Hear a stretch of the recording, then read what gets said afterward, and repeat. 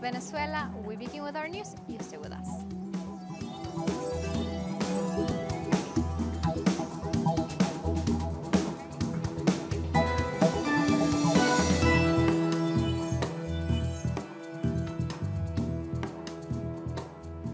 A major earthquake struck Jamaica and Cuba this Tuesday early evening.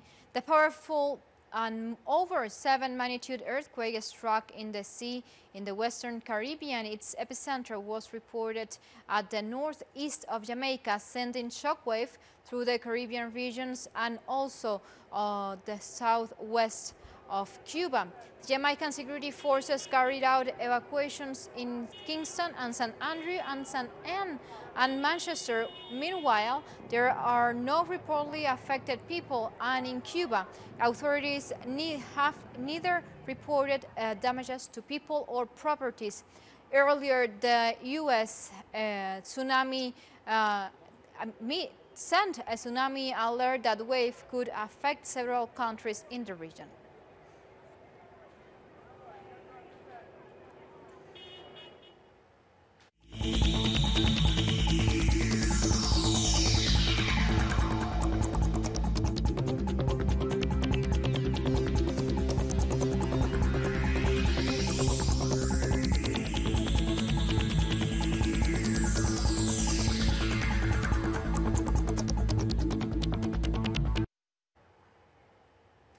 And now we talk about the coronavirus. 2 new hospitals are soon to be finished in Wuhan as the Chinese government steps up its efforts to contain the novel coronavirus that has so far killed over 100 people.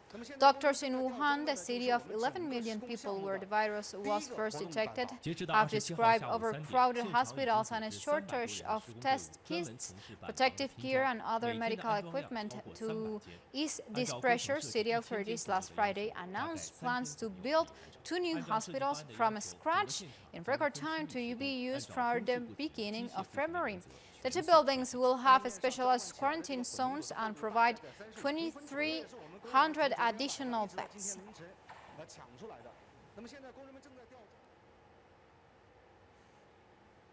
Chinese President Xi Jinping received this Tuesday the General Director of the World Health Organization, Tedros Adhanom, and they both discussed their joint efforts in tackling the spread of the Wuhan coronavirus. Iranzi Peraza from Beijing has the details for us. Welcome.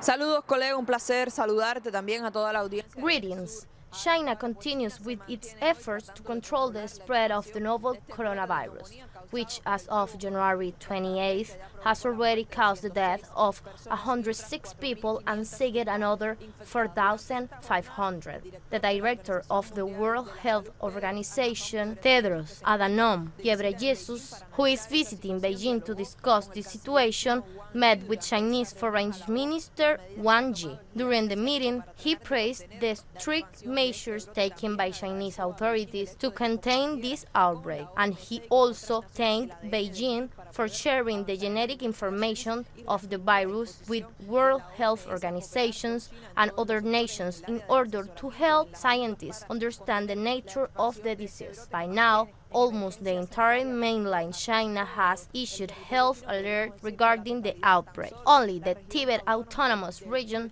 has not recorded any supposed cases yet. Chinese authorities have also imposed several other measures in recent dates, including the postponement of the new semester for schools and universities nationwide without giving resumption date. Chinese authorities are also trying to track down about 5 million people who left Wuhan, the epicenter of the outbreak, either to celebrate the Lunar New Year or in fear of contracting the virus, before it was shut down by the state to prevent the further spreading of the deadly disease.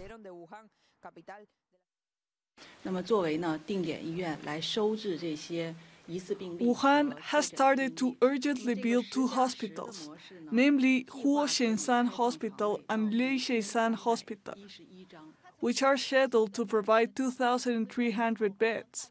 The construction of Huo-Shenzan Hospital is to be completed by February the 2nd, and then will be transferred to military management as we have military medical teams. The construction of the Lei Shenshan Hospital will be finished on February 5th. In addition, as the fourth batch of hospital deployment, Wuhan City will take over 14 hospitals for urgent use, including the new hospital of the Dongji Medical College under the Huazhong University of Science and Technology and the Remning Hospital of Wuhan University. A total of over 10,000 beds will be enough for the current suspected and confirmed cases, including those who are running fever and still under medical observations.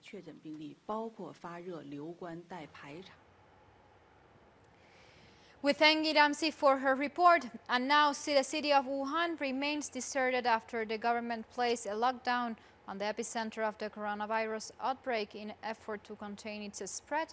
15 cities have been placed under lockdown. 30 provinces have launched a level 1 emergency response, while Hong Kong declared its highest emergency response. Meanwhile, there are 52 confirmed cases of the virus outside China. Germany, Canada, and Sri Lanka announced their first infections on Monday, bringing the total number of countries with confirmed cases to 15.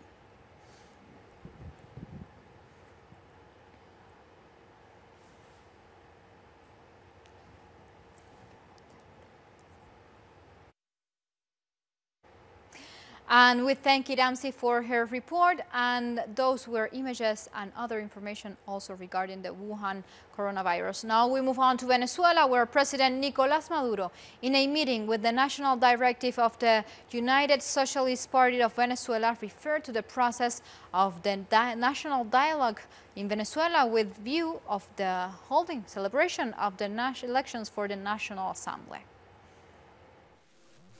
Yo estoy seguro que I am certain that all opposition parties are going to participate in the elections. I am certain because, as I have told you, there are direct and indirect negotiations in the dialogue processes with factions of the opposition. With all of them, pay attention to what I am telling you. Pay attention to what I am telling you. With all factions of the opposition. The president pointed out that no immediate circumstance will require the Venezuelan people to renew the national parliament through the exercise of the vote. Venezuelans will elect a new national assembly, a new national parliament, which will emerge from the vote of the people, based on popular sovereignty, on the exercise of political freedom. And like this, we go for a first break. We invite you to follow us on Twitter at Telesur English and on my account at Laura P. Telesur. Just stay with us. We'll be right back.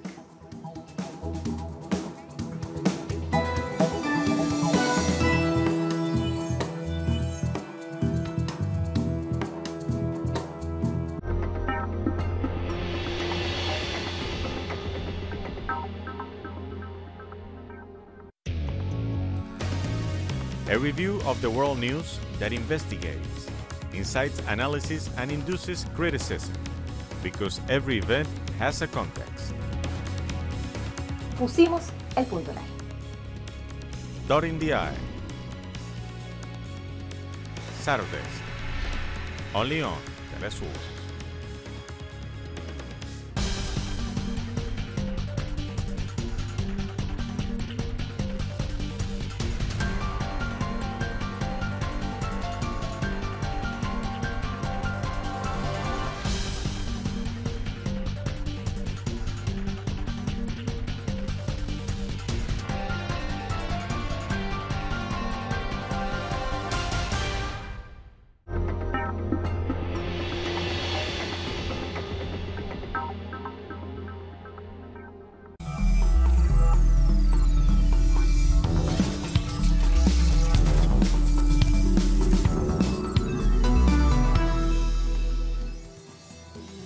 We are back with our news, and we begin in Brazil, where at least 63 people have died in Southeast Brazil, where more than 25,000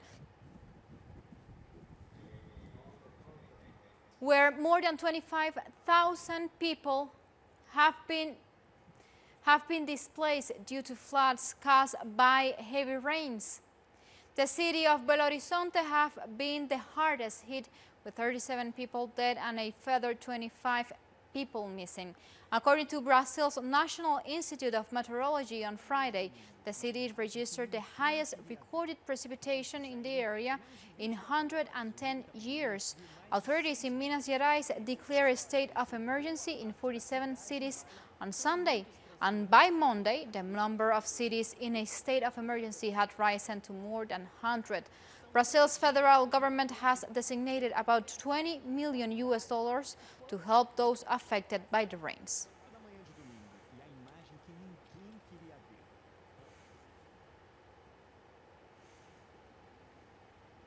And as we were saying, floodings caused by heavy rains have killed at least 50 people in the Brazilian state of Minas Gerais, Espírito Santo, and Sao Paulo.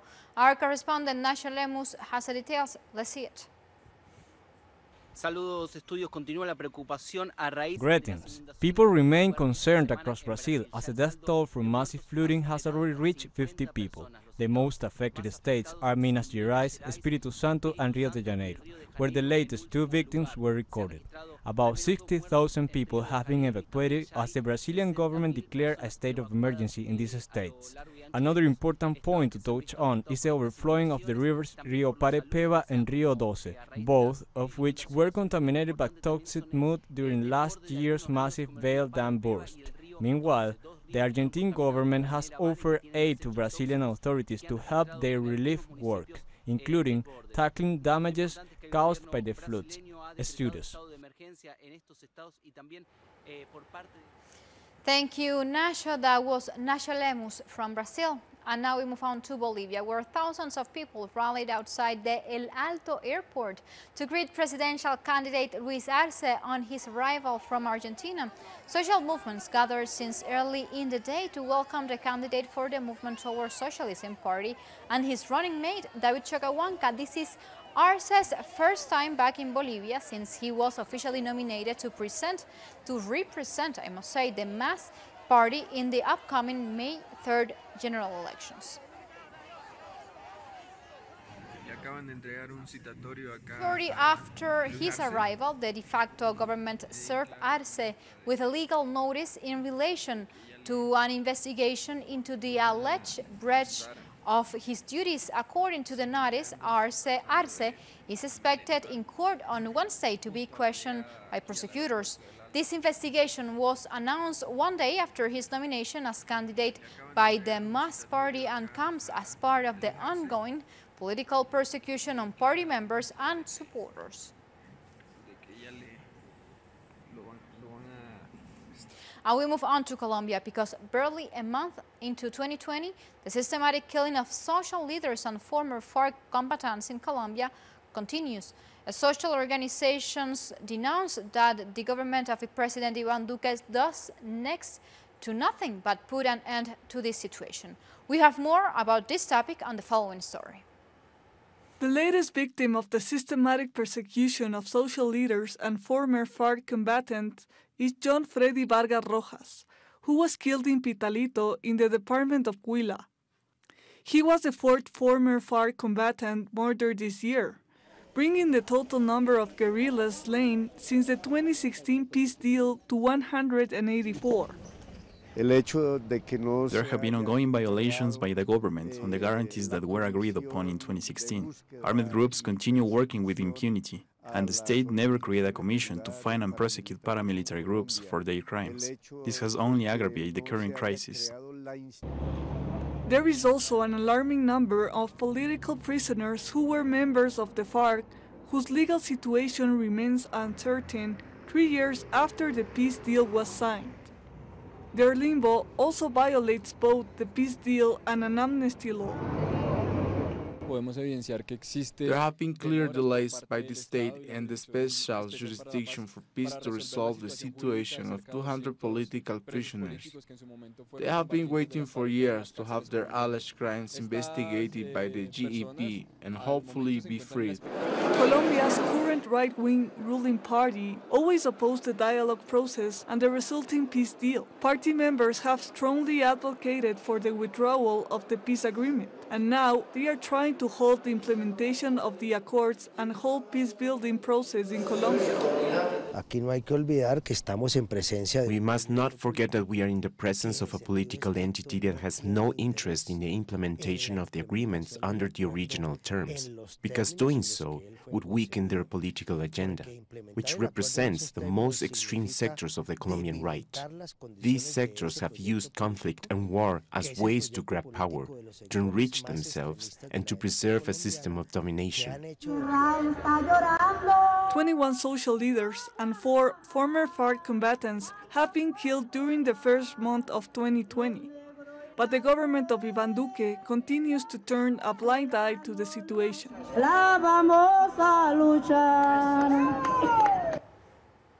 And from Colombia, we move on to Cuba because this Monday night, people in Cuba pay tribute to the national hero José Martí on the eve of the 267th anniversary of his birth, led by the first secretary of the Communist Party of the island, Raúl Castro, and President Miguel Díaz-Canel. Close to 30,000 young people marched across Havana holding torches like the one done in 1953 by university students led by Fidel Castro and against Fulgencio Batista's dictatorship.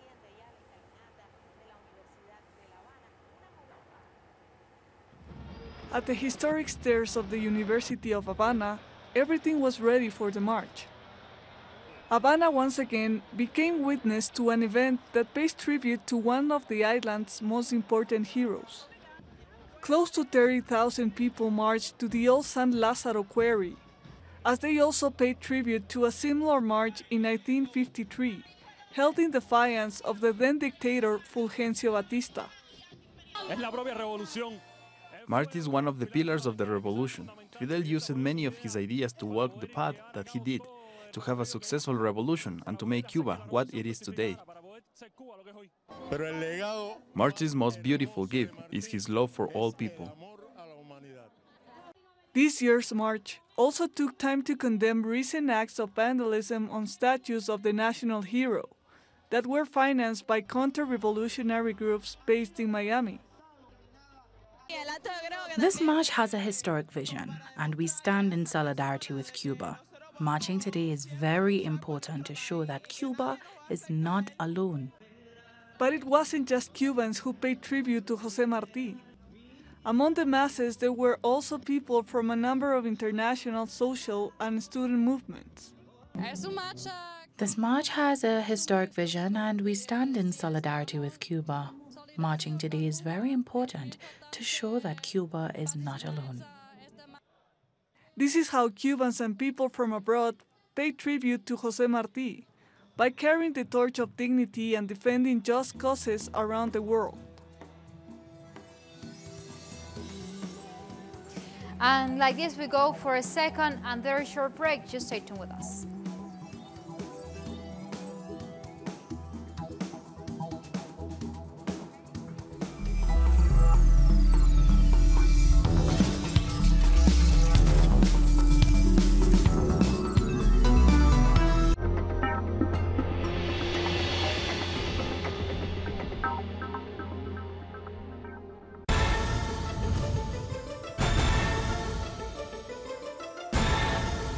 Who's moving the chessmen?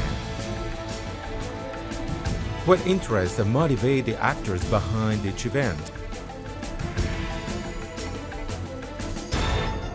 The board is deployed there. Critical Move investigates every event from Monday to Friday.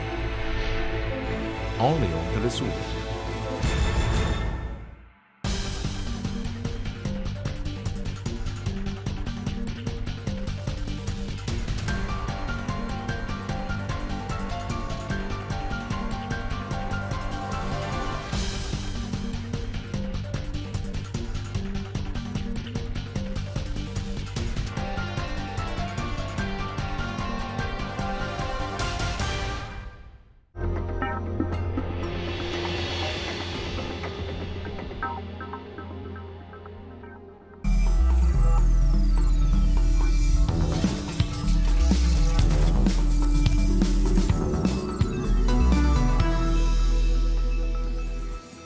We are back with our news. Violence against women is an ongoing issue in Mexico, where feminist groups continue to hold protests to demand conclusive investigations in cases of femicides and domestic abuse, and to find when and who have disappeared. We have more for you on the following story.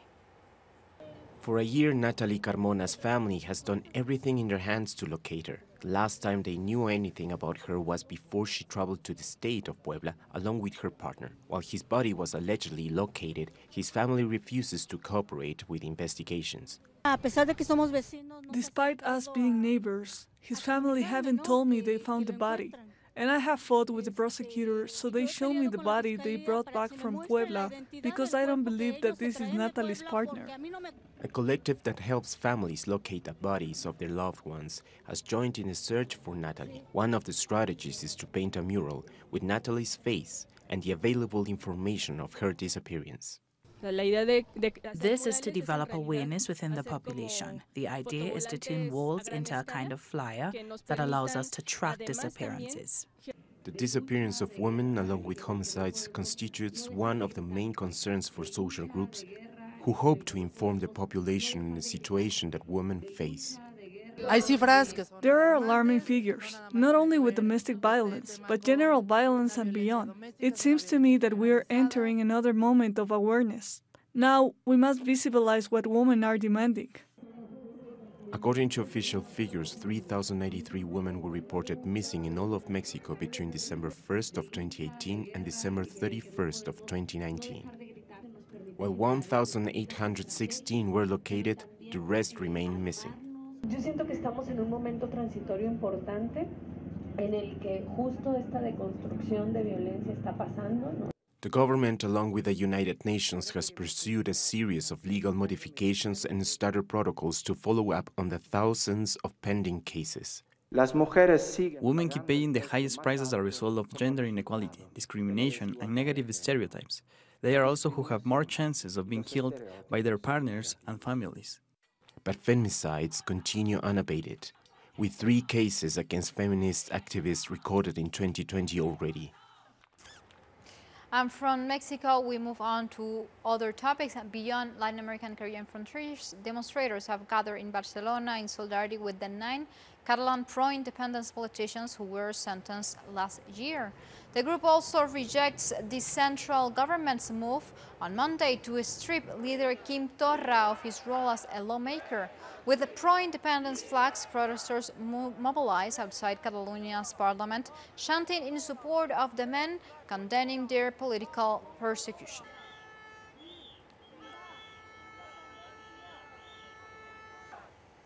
And French firefighters have protested in the capital, Paris, to demand a pay increase and improvement to their working conditions. However, police used tear gas and batons to disperse thousands of their fellow servicemen. The firefighters continue to march as they demand an increase in their bonuses, which they say has not been reviewed since 1990. France has been experiencing widespread labor unrest for over a year, with various sectors protesting for better living conditions and in rejection to President Emmanuel Macron's economic policies. And U.S. President Donald Trump announced the details of the so-called Middle East peace plan as Palestinians vote to reject it. The proposal was unveiled by Trump at a news conference alongside Israeli Prime Minister Benjamin Netanyahu. It includes that the U.S. recognizing a legal Jewish settlement in the occupied West Bank and a move seen as an attempt to fend off opposition to the plan. Trump proposed the creation of an independent Palestinian state with its capital in East Jerusalem. Men in Palestinian organizations have voted to reject any plan that does not include their right to self-determination and the right of all refugees to return to the lands where they were driven off by Israeli settlers. Today's agreement is a historic opportunity for the Palestinians to finally achieve an independent state of their very own. After 70 years of little progress, this could be the last opportunity they will ever have, and last for a lot of reasons. We'll never have a team like we have right now. And the UN Security Council has met to discuss the crisis in Yemen as the number of attacks surged over the last few weeks after months of relative calm. The Council highlighted the importance of stopping the ongoing military escalation and called for the parties to re-engage in the political process. But United Nations also welcomed earlier this Tuesday the Houthis' release of 64 children captured during military operations. The warring factions have concentrated their forces in three main areas: Nem, a 5-hour drive from Sana'a, a mountainous northern district, and Marib. The renewed violence between the Saudi and United Arab Emirates-led military coalition and Houthi rebels have reportedly caused hundreds of casualties since it erupted almost 2 weeks ago.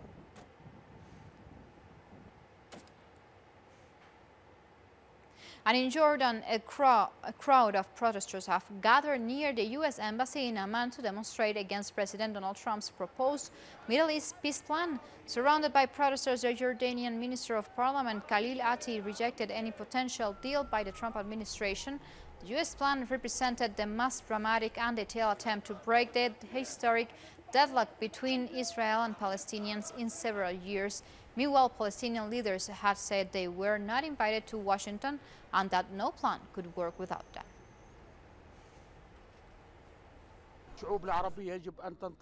My message to the Arabic and Islamic nations is that they have to stand up against this deal.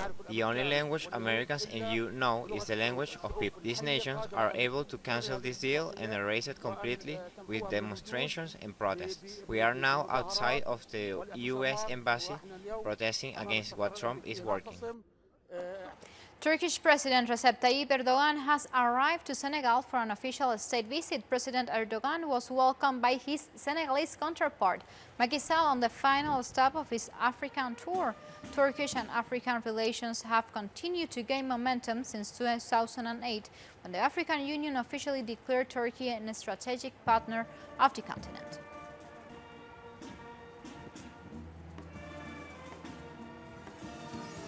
Like this, we come to the end of News Brief. Of course, you can find this and much more other information on our website. And of course, the invitation is made. You continue with us, with Telesur, always together, connecting our global house. Until next time.